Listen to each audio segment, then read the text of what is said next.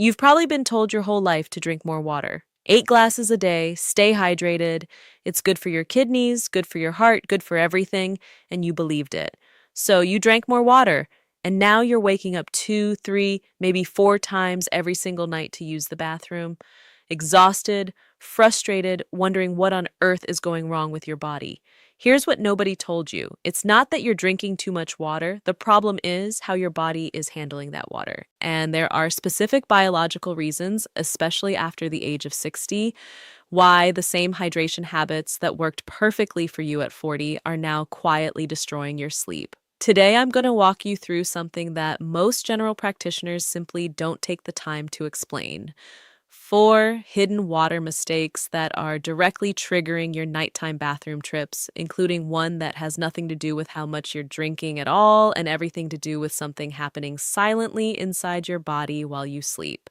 By the time we reach mistake number 1, you will understand your own body in a completely different way. And I want to be honest with you right now. Number 1 is going to surprise you, possibly even frustrate you a little because it's something that was completely within your control this whole time. But first, before we go any further, I need you to do one thing. Drop a comment below and tell me how many nights this week did you wake up more than once to use the bathroom? And if you're over 65, I especially want to hear from you.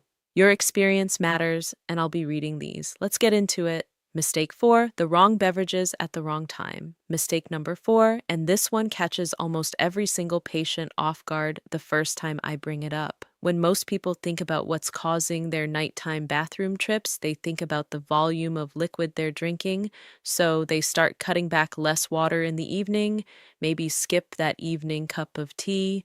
But here's what they forget.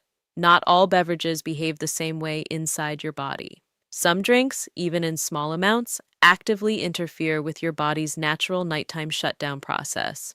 And if you're reaching for any of these in the hours before bed, you could be undermining everything else you're doing, right? Let me explain the biology. Your body produces a hormone called ADH, antidiuretic hormone, in the evening. ADH is essentially your body's internal slowdown signal to your kidneys. It tells them the person is going to sleep soon. Let's reduce urine production, let's concentrate what we make, let's give the bladder a rest. This hormone is fragile and it has 2 very specific enemies that most people consume every single evening without thinking twice. The first enemy is caffeine. Caffeine is a diuretic, meaning it actively increases urine production, but more importantly, it directly suppresses ADH. This mechanism is well established in pharmacological research.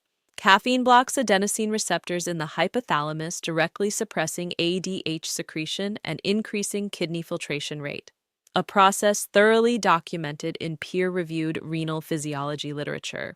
So that 4 p.m. coffee, that herbal tea that secretly contains caffeine, that dark chocolate you had after dinner, all of it is working against your body's natural nighttime system.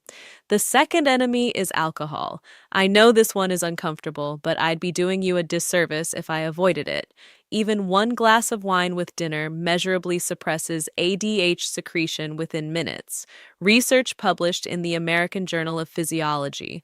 Renal physiology confirms that alcohol directly inhibits ADH release from the pituitary gland, with effects beginning almost immediately after the first drink enters your bloodstream. What that means practically is that alcohol tells your kidneys to keep producing urine even as your body is trying to wind down. You fall asleep thinking everything is fine, and then 90 minutes later, you're stumbling to the bathroom. Sound familiar? The action step here is simple. Before bed, keep your final beverage to 4 to 6 ounces of plain warm water or a genuinely caffeine-free herbal tea. Think chamomile or peppermint, and time it at least 2 hours before your head hits the pillow. But here's why mistake number 4 is only the 4th most important thing on this list. Because even if you nail this completely, there are 3 deeper biological forces still working against you. Forces that most people have never even heard of. Stay with me. Mistake number 3 is where things start getting really interesting. And before we begin, take a second and tell me your name and where you're tuning in from. I go through the comments and I genuinely want to know who I'm speaking to and supporting here. Mistake number 3, ignoring your kidney's internal clock. Here's something they don't teach you in school, and honestly, something that even some doctors forget to mention. Your kidneys are not the same organ at 8 a.m. as they are at 8 p.m. They operate on a circadian rhythm, a built in biological clock that fundamentally changes how they process fluid depending on what time of day it is. During the daytime, particularly between the hours of roughly 6 a.m. and 3 p.m., your kidneys are operating at peak efficiency. Your cortisol levels are elevated, your renal blood flow is optimized, and your body is essentially built for high volume fluid processing. This is when your kidneys want to work hard. This is when fluid moves through your system efficiently and ends up in the toilet during normal daytime hours when you barely notice it. But as afternoon turns into evening, everything shifts. Cortisol drops, ADH rises, renal blood flow slows.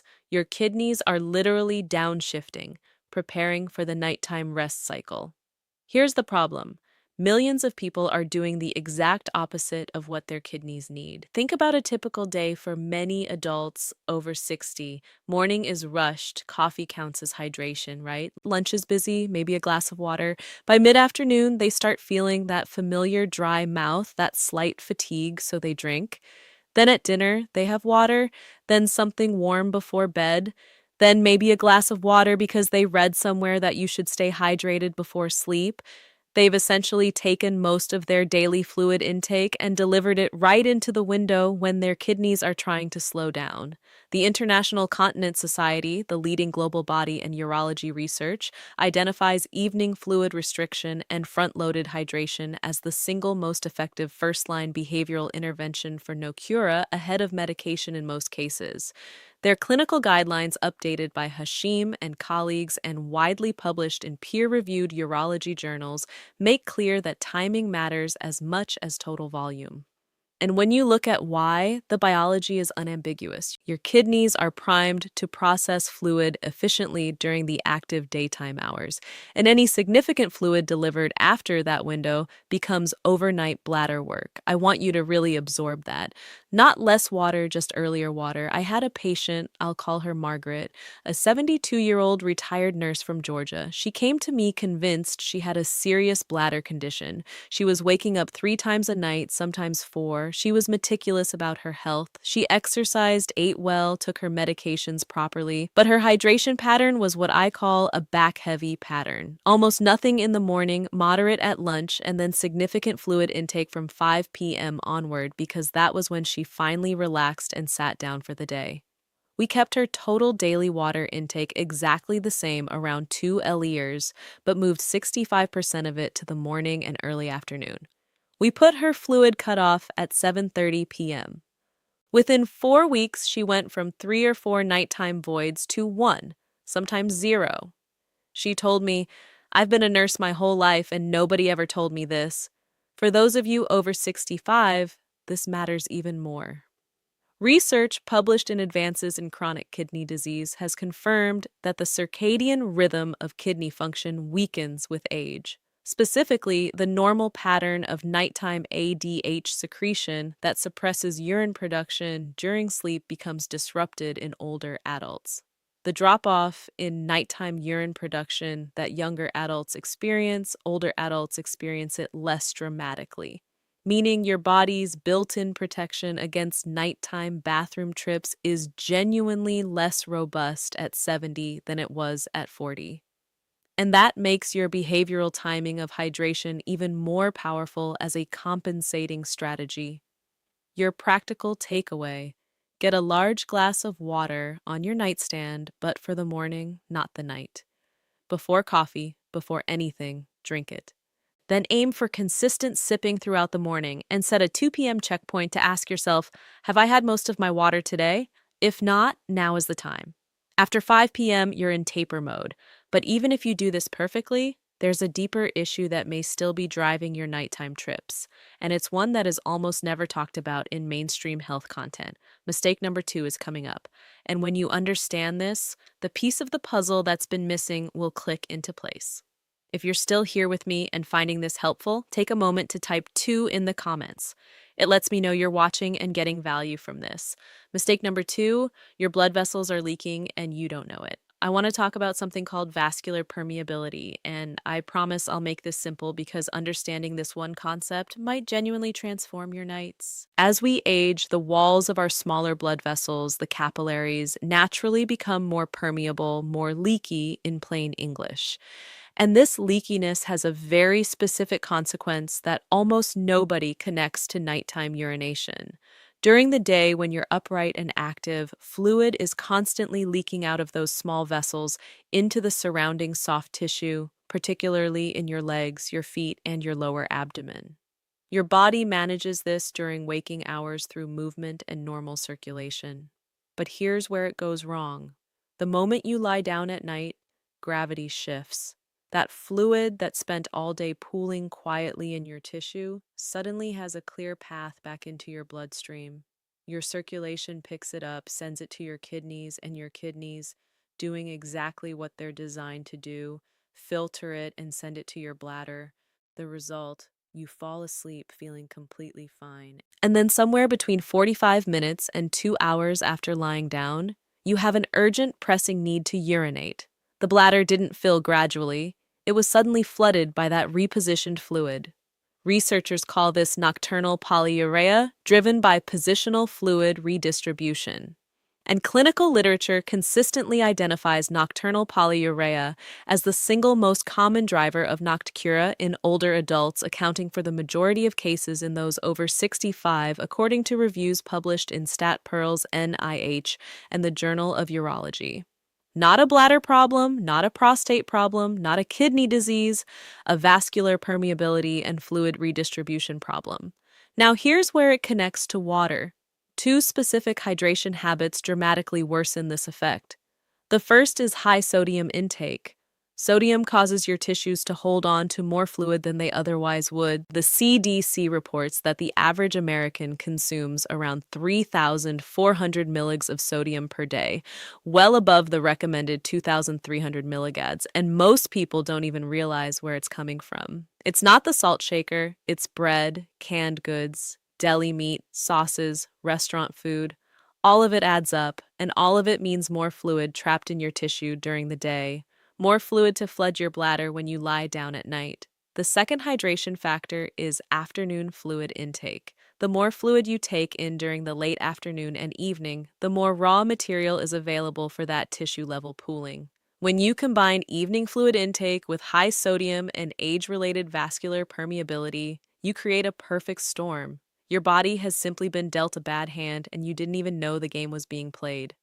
A landmark study from Nagasaki University led by Dr. Tomohiro Matsuo and published in Neurology and Urodynamics in 2019 enrolled 321 adults with high salt intake and documented nocturia. Participants who successfully reduced their daily salt from an average of 10.7 gram down to 8 gram saw their nightly bathroom trips drop from 2.3 to 1.4. That's nearly a 40% reduction from one dietary change alone.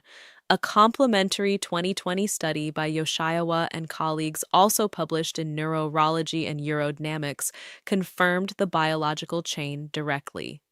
Higher daily salt intake correlated significantly with greater leg edema at 5 p.m. and higher nocturnal urine volume overnight, providing the mechanistic evidence for why both sodium reduction and leg elevation reinforce each other. Here is what you do. Starting today, spend 1 week becoming a label reader. Pay attention to sodium in your bread, your sauces, your canned products. Aim to get your daily sodium below 2,300 millimole. If you can get to 1,800 madness, even better. And here's a bonus strategy that I call the afternoon drain. Somewhere between 3 and 5 p.m., before your evening fluid cutoff kicks in, lie down on your couch or your bed with a pillow under your calves for 20 to 30 minutes. Elevate your legs above the level of your heart. This allows your circulatory system to pull that pulled tissue fluid back into your bloodstream while you're still awake, so your kidneys and bladder can process it during waking hours instead of at 2 a.m. It sounds almost too simple, but the physiology is ironclad and the patient results are remarkable. I had a patient, I'll call him Harold, a 78-year-old retired contractor from Tennessee. He'd tried medication for Nocturia for over a year with modest results. When I did a 24-hour urine collection, his nocturnal urine output was 71% of his total daily volume. For context, normal is closer to 30 to 35%. His body was essentially holding fluid all day and releasing it entirely at night. We addressed his sodium. He was averaging over 4,200 milers daily, mostly from restaurant meals and canned soups. We added the afternoon leg elevation and we adjusted his fluid timing. Within 8 weeks, his nocturnal output dropped to 48% of his total. His nightly bathroom trips went from 4 to 1 or 2. His wife told me it saved their marriage. That's not an exaggeration. Sleep deprivation erodes everything. But as significant as mistake number 2 is, and it is extremely significant, there is one more layer, one more mistake that sits underneath all of this. And it's the one that most people have never even considered. Mistake number 1 is not about what you drink. It's not exactly about when you drink. It's about what type of hydration your body can actually use and why most of the water you drink might be passing right through you without doing what you think it's doing. Don't go anywhere. If you're still here with me and finding this helpful, take a moment to type 1 in the comments. It lets me know you're watching and getting value from this. Mistake number 1, the quality of hydration, the one nobody talks about. All right, here we are. Mistake number 1, and I want to be genuinely honest with you. This is the concept that in my years of practice has produced the most dramatic overnight improvements in patients who had tried everything else and were still struggling. And it starts with a question that sounds deceptively simple. When you drink water, does your body actually retain it? Most people assume that if they drink water, their body uses it. And in a basic sense, that's true. But there's a more nuanced version of this story that has enormous implications for nighttime urination, specifically cellular hydration versus urinary excretion. Stay with me here. Your body doesn't just want water, it wants water in a specific context, specifically water paired with electrolytes, most critically potassium and magnesium, which are essential for your cells to actually absorb and retain fluid. When you drink plain water in large quantities without adequate electrolyte support, your kidneys being the efficient organs they are, register a dilution of your blood's electrolyte concentration and respond by increasing urine output to restore balance. This is called osmotic diuresis, and it's a real phenomenon. You can drink a liter of plain water and have a significant portion of it end up in your bladder within 60 to 90 minutes. Not because your bladder is overactive, but because your cells couldn't absorb the fluid and your kidneys had to excrete it. Now, here's where this intersects with nighttime urination in an extremely important way. Research has consistently confirmed that older adults are at significantly higher risk of magnesium deficiency due to reduced intestinal absorption, decreased bone-stored magnesium, and drug interactions. A review cited by the European Society for Clinical Nutrition confirms that magnesium requirements do not decrease with age, but the ability to absorb and retain it does. This gap matters for bladder health specifically because magnesium helps regulate the detritus muscle, the muscle that controls bladder contractions.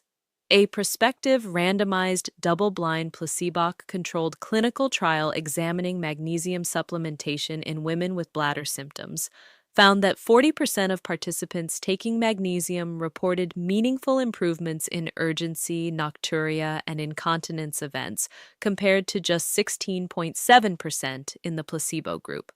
That is a clinically meaningful difference driven by a single nutrient correction. Let me put this in plain language. Some of you reading this are drinking the right amount of water at the right times, and your nighttime bathroom trips are still a problem. The missing variable might not be behavioral at all. It might be biochemical. Your body literally cannot absorb and retain the fluid you're giving it efficiently. What does this mean practically? First, include potassium-rich foods consistently in your diet. Bananas, sweet potatoes, avocado, leafy greens. These aren't just good nutrition, they directly support your body's ability to absorb and hold water at the cellular level. Second, look at your magnesium intake. Most adults over 60 are below the recommended daily intake of 320 to 420 milliners. Dietary sources include pumpkin seeds, almonds, dark leafy greens, and whole grains. Talk to your doctor about whether a magnesium glycinate supplement makes sense for you. This is the form most bioavailable to the body and least likely to cause digestive discomfort. Third, consider switching some of your plain water intake to mineral-rich water or adding a small pinch of a low-sodium electrolyte powder to your morning hydration. Not a sugary sports drink. Specifically a low-sugar or no-sugar electrolyte product with real mineral content. And fourth, space your water out more deliberately. Rather than drinking a large glass all at once, which spikes your blood's water to electrolyte ratio and triggers that excretion response, sip consistently throughout the morning. Small amounts more frequently give your cells time to absorb. I'll tell you about one more patient. Her name was Evelyn, 81 years old, retired school teacher from North Carolina. She had done everything right, fluid cut off at 7 p.m., front-loaded her hydration, reduced her sodium, did the afternoon leg elevation. She went from 5 nighttime trips to 2, which was improvement, but she was still frustrated. When I ran a comprehensive metabolic panel, her serum magnesium was at the very bottom of the normal range. Technically normal, but functionally inadequate for optimal cellular hydration. We added dietary magnesium sources and a low-dose magnesium glycinate supplement under medical supervision. Within 6 weeks, Evelyn went from 2 nighttime voids to 0 or 1 on most nights at 81 years old. She said to me, "I've slept this well since I was in my 40s. That is what's possible when you address all 4 layers. Let me pull this all together for you." Mistake number 4, the wrong beverages. Caffeine and alcohol in the evening, suppressing your natural nighttime hormone, and keeping your kidneys in production mode when they should be resting.